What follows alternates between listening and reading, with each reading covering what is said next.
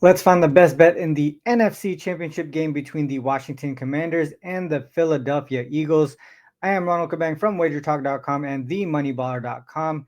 In a bit of a downswing over the last couple of days, but still profitable on the year due to the strong start.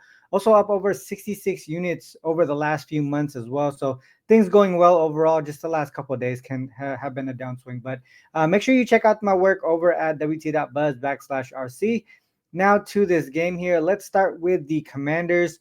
They are peaking at the right time, in my opinion. They enter this game on a 7-game win streak. Obviously, Jaden Daniels, the centerpiece of the offense.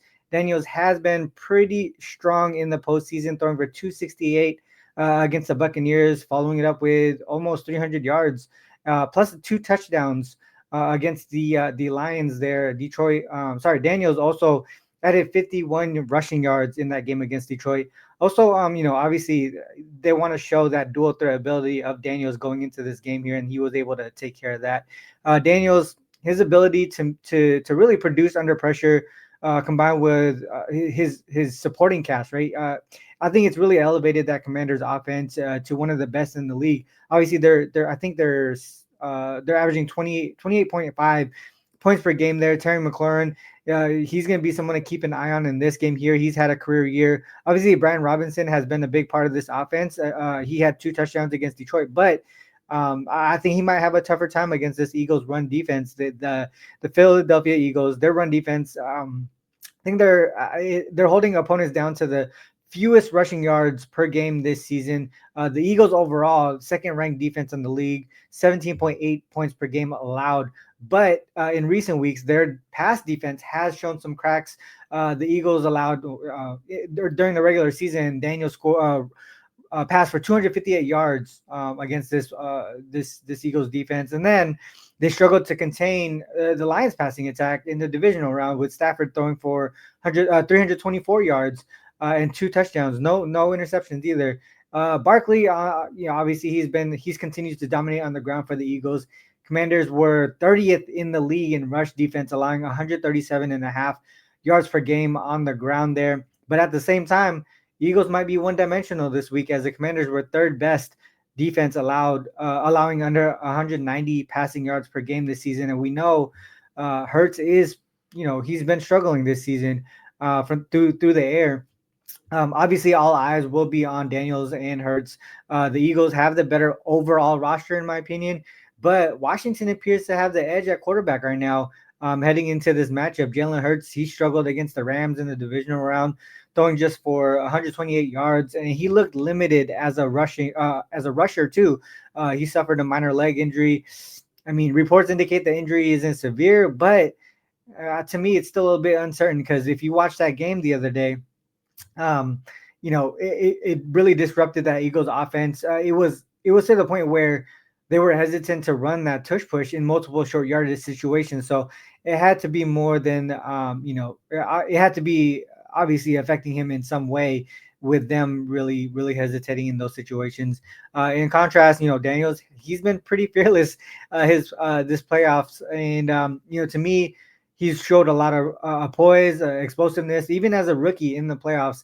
And I think it's sort of like one of those things where he has nothing to lose, right? He's a rookie. People don't expect him to perform, and he just goes out and does his thing. So his ability to really extend plays and attack defenses vertically gives Washington, to me, a chance to stay competitive, even against a Eagles stout defense here.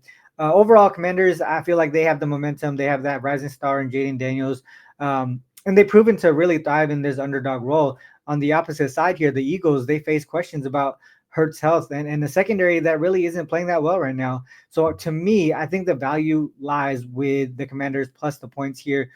For those looking for a riskier play, small wager on the Commanders money line plus 225, or anywhere between 225 to 250. Just shop around, get the best line. But that could also be worth a shot there. Obviously a smaller bet, but taking that plus money, especially in the playoffs in a winner take all situation, that's sometimes the better way to go here. What are your thoughts on this game? Do you agree? Do you disagree? Make sure to leave a comment. I'd love to hear your angles. Also, if you enjoyed the breakdown and And make sure you like and subscribe to the channel. Make sure you click the notification button as well so you don't miss another breakdown from any of the other Wager Talk handicappers. Also, myself and Ski Profit, we do a show um, Sunday night through Thursday night, 10 p.m. Pacific Standard Time. We do NBA. We talk about the following day's slate. So we break down the open numbers. We talk about the initial line movement. We break down angles and situations to think about for the next day's game. So you guys have an edge, an early edge, and can be able to take advantage of those lines because a lot of people, obviously when we do shows in the morning, people are saying like, hey, the line has shifted. Do we still take the number? But when we do this early, obviously, well, not early, late at night, the previous night, you're able to take advantage of those lines. So, make sure you guys catch that show ahead of the spread, 10 p.m. Pacific Standard Time. Obviously, if you don't catch it live, you can watch it as soon as you wake up. Once again, head over to wt.buzz/RC for free and premium picks and packages. Wager Talk currently has a deal right now that packages the WNBA season with the Unrivaled Basketball League, which is the women's 3-on-3 basketball league going on right now. It just started. This is the second week. It consists of all the, some of the better WNBA players. I was the number one. I was number one last season in the WNBA, number one all-time WNBA handicapper at Wager Talk. So I really know the women's hoops. And for Unrivaled, I'm the only unrivaled handicapper at Wager Talk. So we're having a strong start to the season, already making profit in that league. It's the inaugural season. It's a small market, so we're able to take advantage of that right now as we, obviously as people are starting to learn about the league. So rock with me there over at wt.buzz/RC. And for all of your personal betting needs, head over to themoneyballer.com. They have all the stats, trends, and insights you need to make informed betting decisions. You can use promo code RC50 to get 50% off your first billing cycle. Themoneyballer.com is my main source for handicapping. It's a big reason why I've had success in the NBA, NFL, WNBA. So check it out. That's the end of the video, guys. Whether you fade or follow, it is on you to make that call. Good luck with all your actions. Till next time. Peace.